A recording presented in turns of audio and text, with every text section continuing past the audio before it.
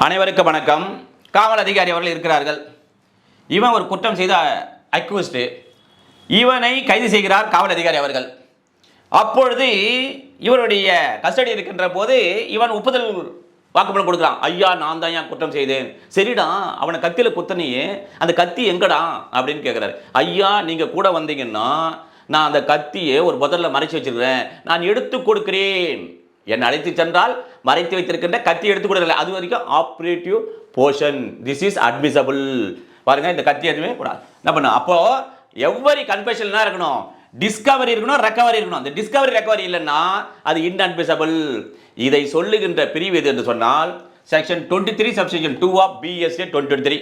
ஏற்கனவே எவிடன்ஸ் ஆக்டில் எங்கே இருந்தது? 27 இருந்தது. இப்போ 23 சப்செக்ஷன் 2ல ப்ரொவைடட்ல இருக்கின்றது. முழு விவரங்கள் ஷார்ட்ஸ் லிங்கை பயன்படுத்தி வீடியோவை பார்த்துக் கொள்ளவும்.